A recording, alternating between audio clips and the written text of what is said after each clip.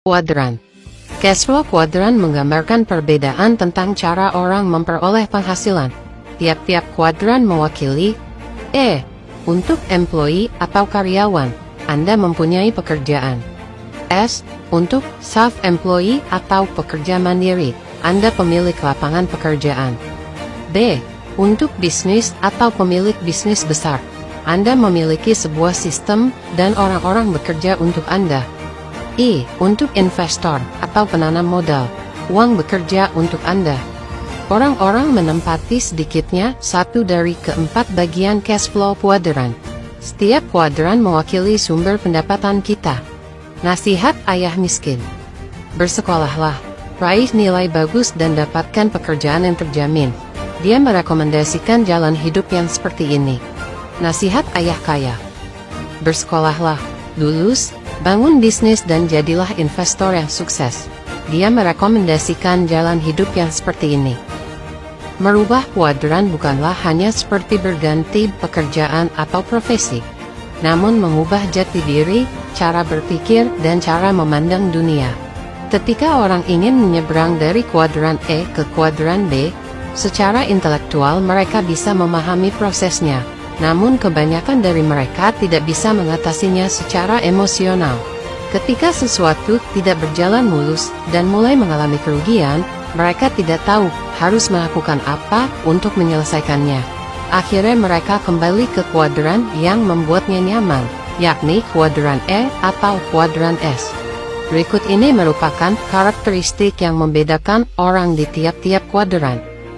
Orang di kuadran E berjuang untuk keamanan. Mereka mencapai kesuksesan dengan menaiki tangga korporasi, dari posisi staf sampai direktur. Mereka sering berkata, "Saya mencari pekerjaan yang aman dan terjamin, dengan bayaran yang tinggi serta tunjangan yang bagus." Dapat dikatakan ini adalah mode default dalam kehidupan yang dijalani mayoritas orang. Orang-orang di sekeliling kita, seperti keluarga dan teman, sering menyarankan jalan hidup di kuadran E. Orang di kuadran S berjuang untuk mengontrol sendiri hidup mereka. Mereka mencapai kesuksesan keuangan dengan mempunyai keahlian khusus di bidang tertentu. Mereka adalah orang yang ingin menjadi bos atas diri mereka sendiri. Mereka tidak suka penghasilannya bergantung pada orang lain. Jika mereka bekerja keras, mereka berharap bayaran tinggi. Namun mereka juga sadar, jika tidak bekerja keras, mereka tidak layak dibayar tinggi. Dalam kuadran ini kita banyak menemukan kaum profesional berpendidikan tinggi, seperti dokter, pengacara, konsultan, dan lain-lain. Menurut mereka, tidak ada orang yang sanggup melakukan suatu pekerjaan kecuali mereka sendiri. Orang di kuadran B berjuang untuk kebebasan. Mereka mencapai kesuksesan dengan membuat sistem bisnis yang menguntungkan. Mereka berkata, "Saya mencari orang yang lebih pintar dari saya untuk menjalankan perusahaan untuk saya." Kelompok ini hampir bisa dikatakan sebagai lawan kelompok kuadran S. Kuadran B sejati senang mengelilingi diri dengan orang pandai dari keempat kuadran. Berbeda dengan kuadran S, yang tidak suka melimpahkan wewenang pekerjaan karena menurut mereka tidak ada yang bisa mengerjakan sesuatu lebih baik dari mereka sendiri. Sedangkan kuadran B mempunyai moto, mengapa melakukannya sendiri kalau bisa mempekerjakan orang lain untuk melakukannya untuk kita dan mereka bisa melakukannya lebih baik.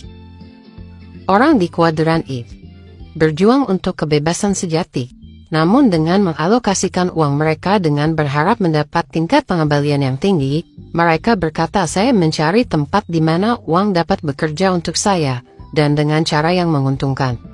Investor menghasilkan uang dari uang yang mereka investasikan di instrumen tertentu, seperti saham, obligasi, dan real estate.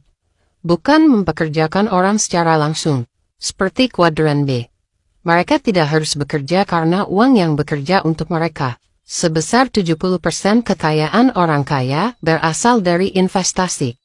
Investasi merupakan kunci dari kebebasan finansial. 95% orang di kuadran sebelah kiri mempunyai 5% kekayaan di dunia. Sedangkan 5% orang di kuadran sebelah kanan mempunyai 95% kekayaan di dunia.